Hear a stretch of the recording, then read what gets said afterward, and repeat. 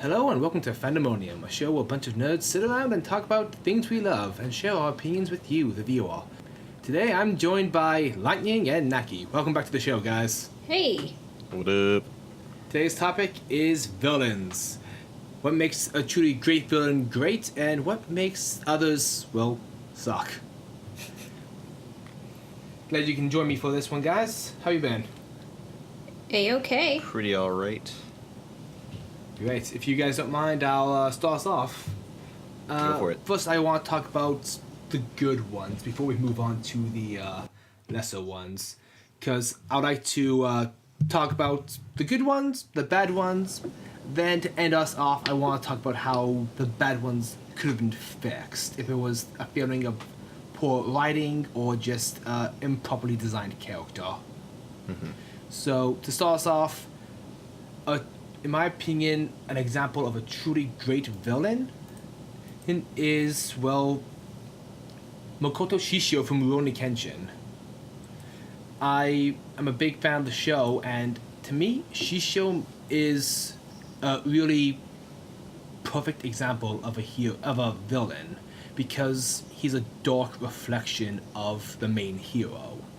He's similar to the titular character Kenshin in many ways, except his personal philosophy is a dark reflection of Kenshin's. Kenshin believing strength should be used to help the weak, and Shishio believes the weak are food for the strong to become more powerful. Honestly, I could really agree with you on that. I haven't seen Kenshin in a really long time, mind you. Same. But he's definitely an enemy that I remember, and the end of his arc was great. Oh, yeah. I mean, he also just had this presence that he was able to command the room he was in effortlessly. And with his charisma, you can understand how he could gather others to his side, just seemingly so naturally.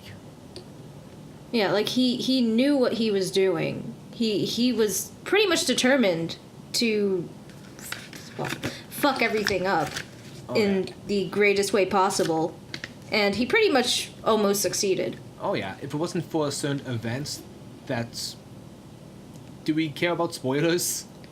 I would say I think the statute of limitations is gone by now. Yeah, this is... Yeah, I would say no, it's a fairly because... old show, so... Yeah. If Shishio didn't spontaneously combust the way he did, Yeah. he would have killed Kenshin. And honestly, him spontaneously combusting is the one thing I remember the most. I mean, there was a very valid in-world reason for it, but yeah, just he was intellectually powerful opponent as well as a very powerful physical opponent, which has all the markings of a very good villain in my opinion. So with that said, Naki, Chris, what are your thoughts on truly great villains? Neki, you are welcome to go first. Okay, so let's see. I have a huge list right now. I'll go for my One Piece choice. I'm not that far, so just as a note for anybody watching, listening, I haven't gotten to the part with Doflamingo. I know he's one of the most popular villains, so my most favorite enemy is Crocodile, where he's he's introduced fairly early. I mean, he's one of the first main villains. And the reason why I love him so much is he's just an asshole. He pretty much, well, not just an asshole, but he's a smart asshole. He knows what he's doing. He knows how he's doing it and how to fuck everybody up in the worst way possible. Pretty much destroys the shit out of Luffy, where let's not explain how he fucking comes back from that, but, you know. Ravages country too. Yeah, he ravages a whole country, tries to use them for a fucking casino of all things. He's one of those villains you love to hate because of how despicable he is. And later on, he somewhat redeems himself. But either way, he's still an asshole. He's still a pretty well-written enemy overall. I mean, Oda's really good overall when it comes to just characterization. But Crocodile is one of the ones that stands out the most to me. What other elements of Crocodile stand out? Is it more of his intellectual threat, or is it more that he was able to fight off Luffy very easily with his powers? I would have to say his intellect, because he was able to not only have a huge gang of, like, what is it, several thousand people, and was able to manage that, and he was able to get things to work his way, despite, everything's going to hell. He still destroys the shit out of Luffy, and then, if it weren't for Luffy actually being smart for half a second, which really it was an accident, he probably would have succeeded with destroying Alabasta. Mm-hmm. Yeah, Crocodile was... Honestly, when he showed up, he reminded me... Crocodile was one of the first truly great villains of that story for me. Like, we had, like, the Fishmen and all those guys before, but Crocodile just stood out as, like, the mark that things are getting serious in their adventures. I think it also has to do with the fact that Alabasta was the first big arc.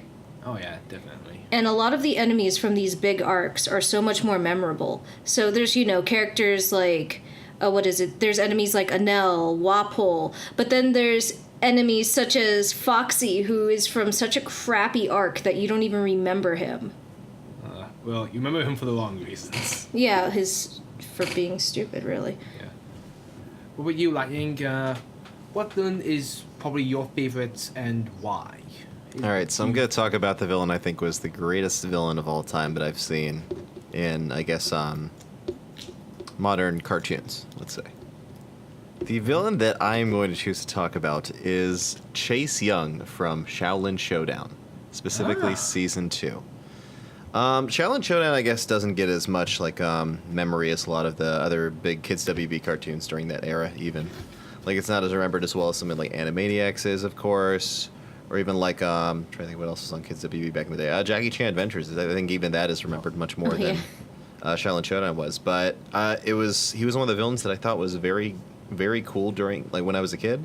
And then I rewatched it, I want to say 4 or 5 years ago as an adult, just to see how well it held up, and I still found him to be a very compelling, very interesting, just very well-written bad guy. So I guess some backstory is the main character are a group of Shaolin monks, and there's one episode where they end up, they get introduced to Chase Young as a villain, but there's one episode where they go back in time and they find out that Chase Young used to be a Shaolin monk just like them, but he was converted to the dark side by this other big bad evil guy. And so... Yeah, the Bean. Yes, Hannibal Bean. And from then on, during the show, you had this kind of parallel drawn between Chase Young and the main characters, where he's very much what they could become if they strayed to the dark side. And, you see him throughout the show as a villain. He's very, calculating, very smart, but he's also very physically adept. He's able to go toe-to-toe with them physically as well as mentally. And so he always poses a great threat for that reason. And throughout the show, one of the cool things they do with its characters is they set up to make it look like, and again, spoilers, of course, but, all these shows are pretty old. But one of the monks, Raimundo, is seen as kind of the hothead kid. And so he's kind of the one that's always kind of swinging a little too much towards the evil side. And, you kind of make the assumption as the show goes on, if anyone's going to be tempted to the dark side, it's going to be him. But it turns out it is actually Omi, who's the main character, who's very much like the poster boy, the Boy Scout of the group. With how Superman gets the reputation for being like the goody two shoes. Omi was very much like that same sort of character. And it's very clever throughout, all the episodes. You see Chase Young start to slowly put in motion all these little things to make Yomi start to question things about his group and what they believe in, question things about himself, about what evil is really like. And you really do see a purely good character get slowly lured over to the dark side. And that's something that only just a true mastermind villain like Chase Young was able to do. And it's even more amazing because there's this other character set up to just subvert your expectations about who is going to turn. Because, it's very obvious that someone's going to turn, but it really throws you for a loop for who it is that does turn. And so it's pretty much a red herring. Yeah. No, but it's it's a red herring from the writers that they put that in, but then it's just also even removing the red herring and knowing that who's going to turn at the very end of it. It's seeing the change take place and seeing all the little things that he does behind the scenes. You know, all the, I guess, the greater purpose to all these minor little things that happen, just to slowly influence a character. Like, he's someone who is a true mastermind because you see it over the course of the whole season.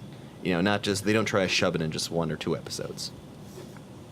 Oh yeah, I remember first seeing that character when I was a kid and not thinking much of him initially, but he was definitely one of the more interesting villains, seeing as I haven't seen the show in a while, but as I recall, he had this code of conduct where if he could avoid it, he wouldn't use any of the Shingon Wu to fight. Yes. Yeah, he would always prefer to rely on his own skill and strength that he's acquired through training. Mm-hmm. Which I always thought was pretty interesting, whereas the other characters are more than happy to take this magical boost. He views it more as it's not really his own strength. Yes. That's sort of what I felt. And it's one of the things that makes him kind of interesting as a villain, because he's not willing to do everything in his power in order to get what he wants. You know, he's very much, you know, I want to win by my rules. I want to win my way. And he does it in a way that is, you know, considered in some cases much more honorable way to do it, you know, by not cheating as he sees it. And in a rogues gallery where most of the characters are jokesters, you know, like with Wuya, Jack Spicer, or Hannibal Bean, he seems to be like the only true villain that plays it straight. Like, yeah, he bides his time, he makes his plans, he sees them through. Mm-hmm. Yeah. I'm trying to think, like, in retrospect, one of the things that, like, has really stayed with me as a character, like, compared to every other villain that I see, and I can really only compare this to, I guess, other villains like Joker from the DC universe, where it's like, you know, if he wanted to, he could break the rules a bit and win at any moment. Like, he could really pull the trigger. You know, he could defy his little code of conduct in order to make it happen, but he doesn't. He doesn't want to break his own rule because that ruins the fun of it. That ruins the challenge that he imposes upon himself. That would make the victory hollow. Yes. It's like if a villain like him had a choice, like if someone gave him the choice, you can either have the power to destroy the whole world, or you can have the power to try again once you die. You know, he's going to choose to be able to try again as much as he wants, because, you know, if he just gets it for free, you know, what's the point? Oh yeah. So yeah, with all this said of what we, all these good picks of characters, of great villains that we think are fantastic, what makes a bad villain? And with everything we've said, I'm only more convinced of my pick, if you guys don't mind me going first again. Go ahead. That's A-okay. Fantastic, I'm getting some therapy out of this. Sosuke Aizen from Bleach. Oh my god. I'm sure I'm gonna get some flack for this, but I don't care. I get the whole he was a secret villain in his introductory story arc. I don't mind that part at all. That he faked his death so that he could act as the puppet master behind the scenes, using illusions and whatnot. But to get the Hokyoku to something. But my main issue with him is he always looks bored. Like, every time he has, like, someone makes a move against him, oh no, that was all part of his plan to begin with. Oh, you did the thing that would stop me? That was still part of my plan. Like, one of my favorite things about a show is seeing the heroes inch just barely closer to victory. It shows that the heroes are making an impact, but instead they're just blindly following deeper into a trap, which can be engaging depending on the show and characters. But at every freaking turn, like, we don't see Aizen once just go, they bested me in this area, I'll have to double my efforts over here instead. Like, no, he doesn't need to change his strategy at all, and he doesn't seem like he ever needs to exert himself. So he always seems disinterested in what's going on. Which, the first part of character is care. If he doesn't look invested, I'm not going to feel invested. That's part of the reason I love Shishio so much. He will give a speech about why Kyoto must burn, but Aizen's just, it's all part of my plan, which irritates me so much. Plus, he disappears for quite a large segment of the story, leaving us with just the heroes fighting the cannon fodder in generals of the show. And when we finally do learn why Aizen is doing the things he's doing, a kind of an important note for a villain and to understand this character, it's at the very end of his character arc, after he's been defeated. Like, wouldn't this have been something worth knowing when we started, or even halfway through his character arc?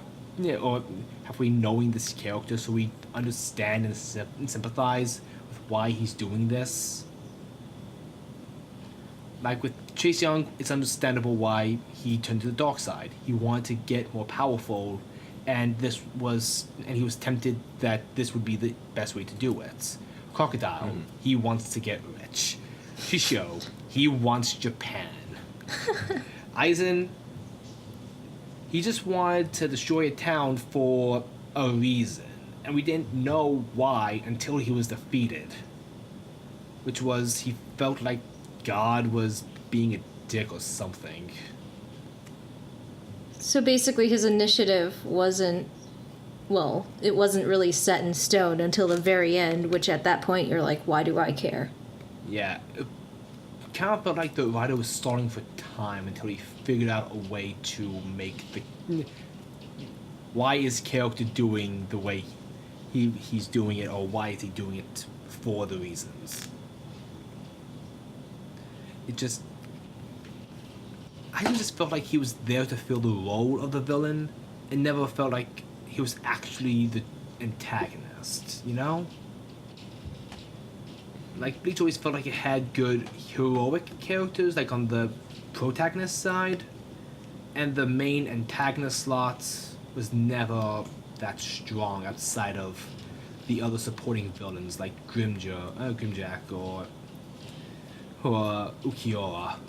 Like, the supporting villains were more interesting than the main villain. Thoughts? I don't know too much about Bleach, so I can't really comment on it. I didn't watch Bleach. I pretty much have not watched any of the big three anime. Yeah, I figured not many watched One Piece. That's fair. And at the very end of Bleach, this is the last thing I'm going to vent about, I promise. Aizen says that he noticed the main character Ichigo from a young age and kept an eye on him. So basically, everything was Aizen's plan, even Ichigo becoming a Soul Reaper, apparently. Like, oh my god, like, when that is done, you take away the sense of agency from the protagonist. Like, nothing he does seems to be of note. Like, why bother doing anything if everything was planned by this character who doesn't seem interesting at all? Sorry, that character has pissed me off for so many years. I had to get that off my chest.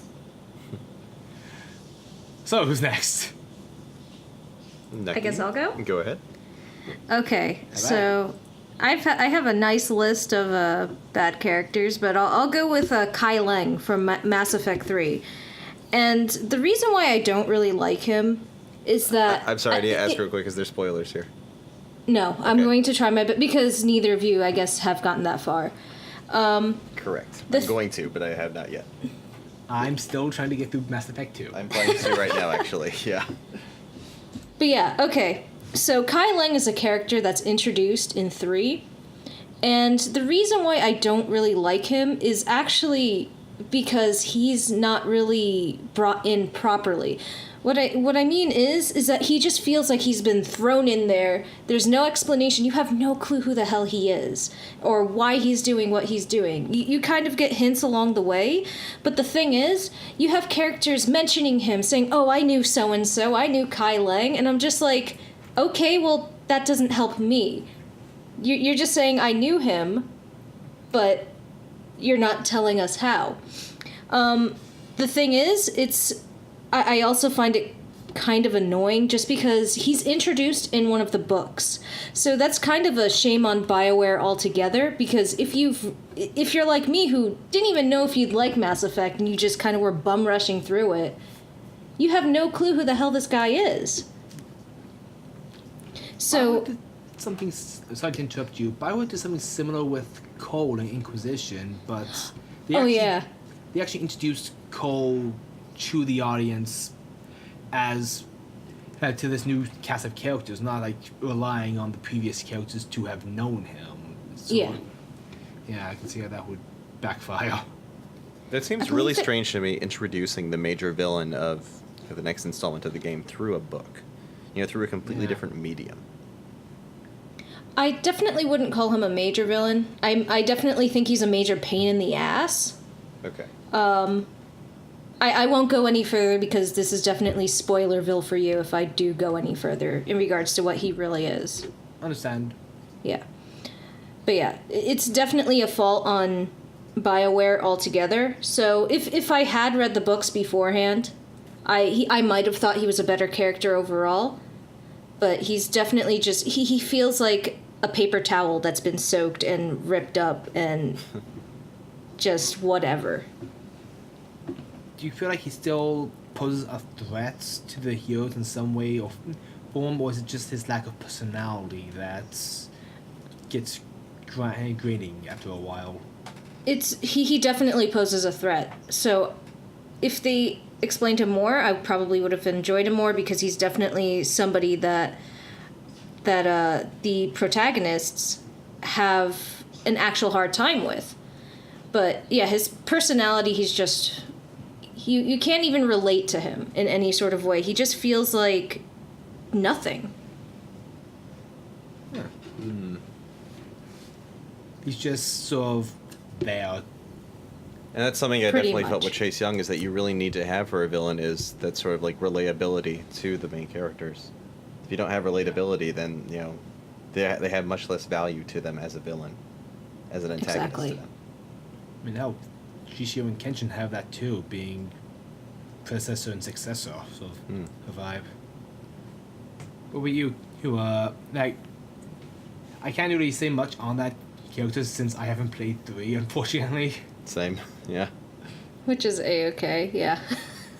So I'll just transition over to Lightning. Okay. What villain do you think? The villain that I want to talk about is kind of going to transition into the next topic we have as well, which is the villain I want to choose is Pennywise the Clown from the original It. Oh, the original, okay. The original It. Okay, go on, I'm interested. So I recently, and of course I knew about the Nostalgia Critic review before I did this, but I did the Stephen King drinking game of the original It. And again, the Nostalgia Critic review definitely turned me on to this, but it's the fact that in the original version of the movie, It, Stephen King movie, is that the clown, while he's very scary at times, very threatening to the kids, he doesn't ever actually, show that threat. Like, he never actually kills someone. He just kind of shows up, talks about floating, he shows his teeth, his big scary teeth, and then goes away. And even if the movie was less silly, it's hard to take him seriously as a villain because you never feel a sense of threat at what he can do to the kids. You never see any serious consequences. You never see any any actions that he takes upon the world. I mean, he killed Georgie at the beginning of the film. He killed Georgie at the beginning, but like throughout the film, the tension, the suspense with him should build. Like, his threat should not stay the exact same place where it was at the beginning of the movie. And it's like after Georgie, that's kind of it. All the main characters, they get away, they just get taunted a little bit, and it just annoys them, and then, they could all just go on with their lives. As I understand it, Pennywise just wants to scare them for as long as possible. Comparing it to salting the meat, it'll make them taste better if they're more afraid. Granted, they don't explain that in the miniseries, as I understand it. That's correct. There's a still. lot of, I guess, little details like that they leave out. Yeah, I had to research that because I was so confused. Why doesn't he just kill them Yeah. if he wants to eat them? No, pretty much.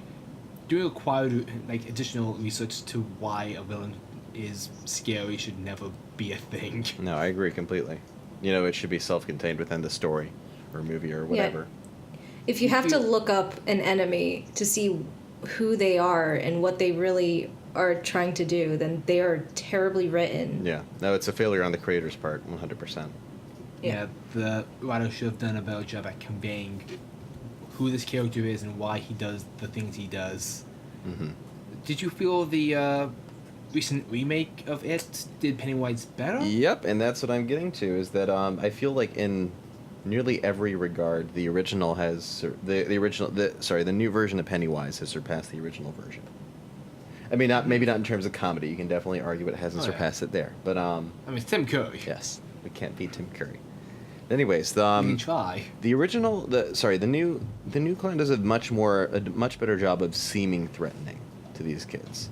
It's kind of a similar situation where he doesn't do anything, very serious to any of the kids. Like, he doesn't kill any of the kids before the very end, but it's a much clearer threat that he poses. It's clearly shown to the audience over time what a danger he could be. Not just to those kids, but to all the kids that are in the town. The threat needs to have some sort of like force backed up with it. It can't just be some empty threat that the villain is making throughout the film. There needs to be some weight behind it. Oh yeah, as I recall, in that movie, the danger slowly escalates. Before it starts off as him just taunting them from a distance. When they're in the house, Pennywise nearly begins to eat one of the kids, just sort of taunting him a little bit before chowing down, but he's interrupted at the last seconds. Like, that is a good way to show us, yes, he is about to go all the way to kill these kids. Yep. And he manipulates the bully to try and kill the others, showing that he has a number of tools at his disposal. And like one of the other things that they'll do with the new film is there's this other bully. There's not just the three bullies from the old one. There's also a fourth bully that's running there, and he's seen as kind of the main one for a while. And then halfway through, the clown does take him out. And so it does, because we see this character who was, not a major character, but like a very strong minor character to the movie, gets taken out. Then we feel that sort of weight that he is going to have like very impactful actions on the world, has that sort of agency with the world around him. I'd compare that to some of those video games like the Call of Duty ones where they'll kind of kill off your character halfway through the game. That sense that there is very real consequences for what's going on. Now, what were you about to say? I forgot. Sorry about that. No, that's fine. Oh, well, one thing, other than Pennywise, because I'm actually still on the topic of it, one enemy that at least with Stephen King, he's really, really good with writing enemies. Well, what I was getting at, within it, the one character that bothered me the most was actually, I forgot her name, but the father. Her father. Oh, Beverly's father. Yes. I mean, it's because he's so realistic, because these people exist. Yeah. While Pennywise, he's just a supernatural clown creature. No, that's a fair point. So I think the realism within a character or a villain also makes them a bit more disturbing in a way. Mm-hmm. Oh yeah. The more real they seem, the more terrifying they always are. I think King made Pennywise out to be a metaphor for childhood trauma. That's why they come back as adults to sell the score. I can see that. I guess keeping with the idea of like the having real threats against the character. One of the other things that I just now remembered about the original one is at the very end, spoilers again for a 30-year-old movie, but after they kill the clown, he transforms into a big fucking spider, and it looks goofy. They kill it easily by tipping it over, just like a fucking cow. Yeah. And it's kind of this sense that it was all kind of building up to nothing. Like there isn't that payoff there, where you see the reveal of the final form. You don't get to see what the villain's ultimate power was. Whereas I guess with Pennywise, there was that in the new one, there is that moment where like Bev gets taken, where, you know, she's held in a trance. It really does seem like she's about to go. It seems like, what's his name? Georgie's older brother, whose name I can't remember right now. Bill? Bill, yes. It seems like Bill is really going to get, like, you know, led astray by Georgie. You know, it seems like everything is actually going to go the villain's way. There is that feeling that, you know, they might not make it. And I think it's that, I think it is very important for, it seemed like the villains have, like, an actual fighting chance. Oh, yeah.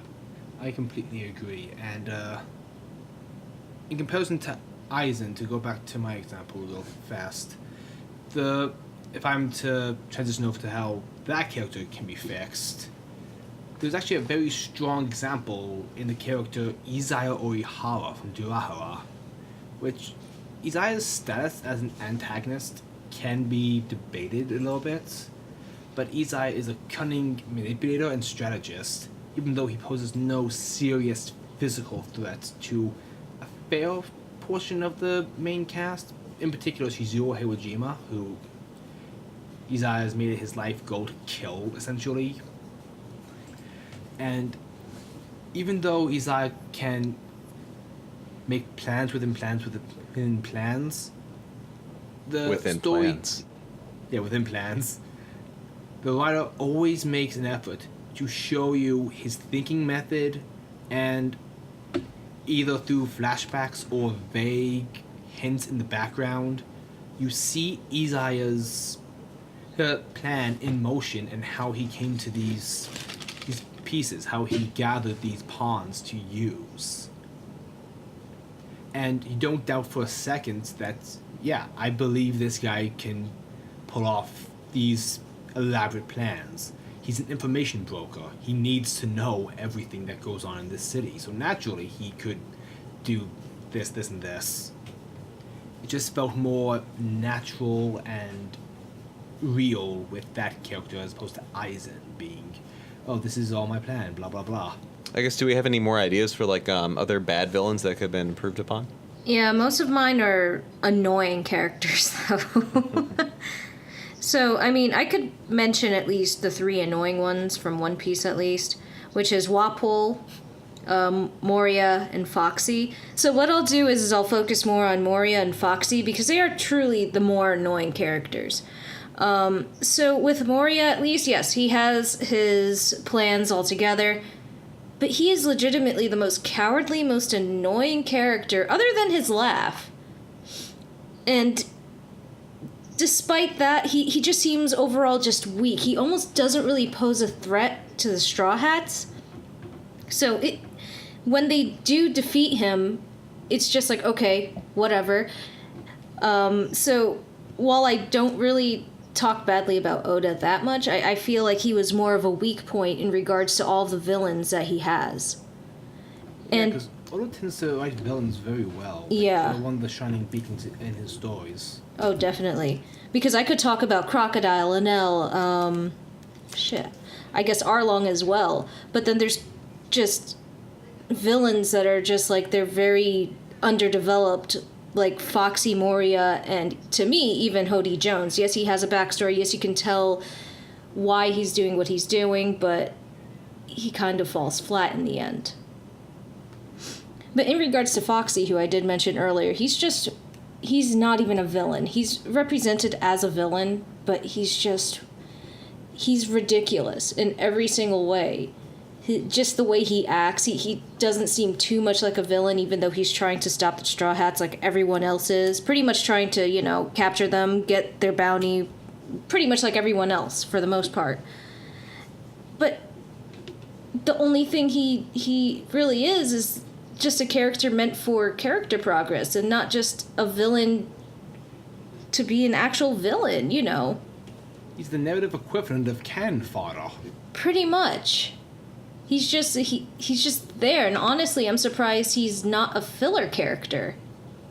Yeah, because he sounds like he'd be a filler character. I don't think I've encountered this character yet where I am in One Piece. He's the boxing Luffy arc. Yeah, I haven't been to the boxing Luffy arc yet. Okay, yeah. But yeah. Other than, his crappy characterization, he also has, like, the most annoying laugh in the entire series. in One Piece. Yes. That's saying a lot. Yeah, there's competition there from what I remember. Yeah. There is. Everybody has a unique laugh and it's out of control. Oh, Oh, you should hear Whitebeards when you get there. I'll look forward to it. But I guess that's really it from me. I mean, yeah, it's mostly just One Piece and Mass Effect for me, since that's really the most recent stuff I've gone through. For me, it's easier for me to to lock onto poorly written heroes than it is poorly written villains. Aizen just stood out because, well, everything I said, he just was so boring. Leng, do you have any other villains you want to mention? No, I think I'm good. Okay, so with all this, it's all said and done, what do you feel makes for a truly great villain with everything we've said? I guess I would say balance. They have to be overall balanced. They can't be too overpowered. They can't be too smart or too stupid. They just need to be a well-rounded, balanced character. Someone who can definitely pose an intellectual challenge, physical threats, and, in my opinion, also be tied to the hero in some way, shape, or form. Doesn't need to know him personally, but the hero needs some personal reason to fight the villain. Exactly. And for God's sake, give the villain a bit of charisma. Oh, yeah. Like, if they're just as stiff as wood, then that's not going to be fun to watch. It's just going to feel like a boring experience, and you won't remember them in the end. Yeah. Maybe that's why I ran out of villains to talk about. I can't remember the other bad ones. Which, it's probably a worse fate to be forgotten than remembered in infamy. That's true, yeah. I guess one thing I notice is a common trend with all the villains that I find, I guess, very well written throughout history. Like, if I was gonna cite like the three biggest ones that I thought were the best villains, I'd say Chase Young, Maleficent from Sleeping Beauty, and the Joker from Batman. And one of the things that I immediately see as a common trend with all three of them is that, you know, while they are, you know, mentally clever and intelligent, is that they can also physically go toe to toe with all the protagonists of the story. Like, you know, Joker is one of the few villains that can, you know, truly go toe to toe with Batman if needed to. Chase Young, you know, a martial arts master, and then Maleficent, you know, she of course transforms into the dragon at the very end to try and deal with Prince Charming or whatever his name was.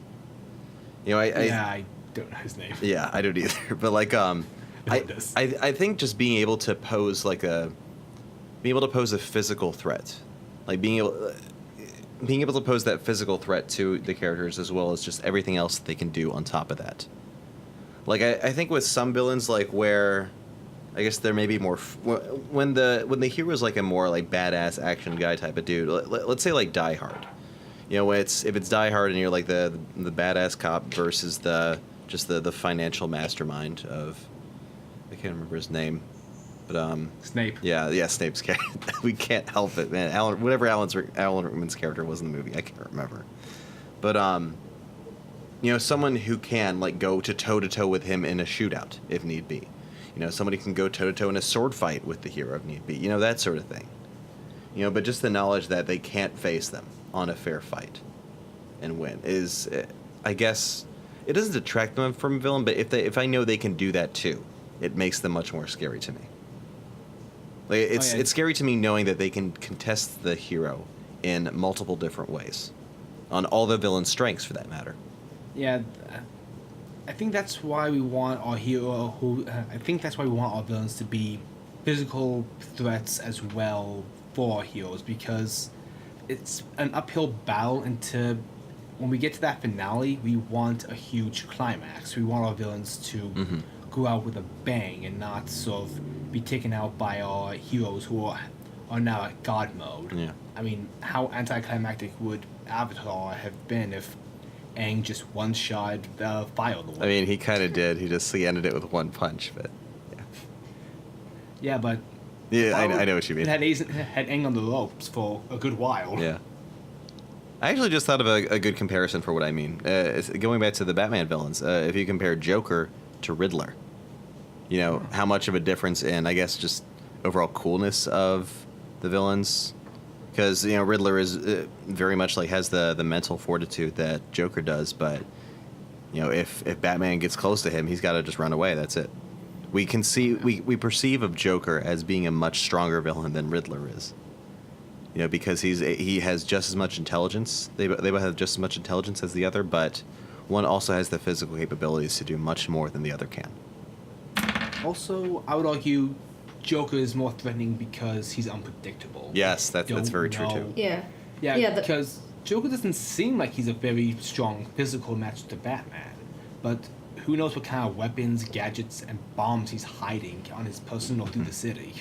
Yeah, like, the Joker has a more chaotic sort of intelligence, while the Riddler has just a technical, very linear type of intelligence. So you know what you can kind of predict what he's going to, I mean, really, all he is about puzzles and all that other fun stuff, while the Joker is, what is he going to do today? Mm-hmm. I think, like you guys were saying before about the difference between being an antagonist and a villain, I think that the Riddler is a good antagonist, but not a good villain. And let's define that difference. The antagonist is just a guy who opposes the protagonist. Just someone in the way. The villain, yeah. While the villain is pretty much, how would you describe it? I can't find the word. The villain is someone who challenges the hero on all levels. Strength, intelligence, and would you say... I would say personal morality? Philosophy and just philosophy, morality. Yeah. Yeah, that way it goes from being just a battle of might and intelligence to a battle of which philosophy and morality is the stronger of the two. Mm-hmm. Like, which is the right mindset. Actually, that's something interesting in sorry to pull this back to Rurouni Kenshin real fast, but in Rurouni Kenshin, Shishio's mindset is the strong win, the weak die. And after Kenshin defeats Shishio, you would think that means Shishio's right. But Kenshin just sort of denies that, saying history will decide if this was right. It's not for him to really decide that here and now, seeing as they're still making the era, their history, which I thought was kind of interesting. It was him denouncing might makes right. Mm-hmm.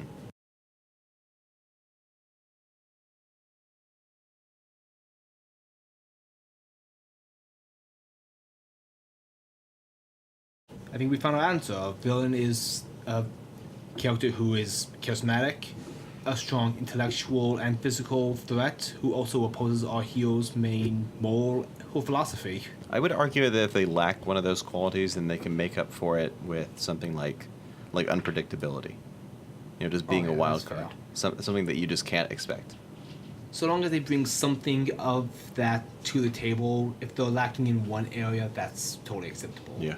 Otherwise, all villains would be just carbon copies of the same archetype. Mm-hmm. It's like I'm thinking if like a character can't seem to outsmart the hero, then they can always just do something completely unexpected, bring something completely unpredictable.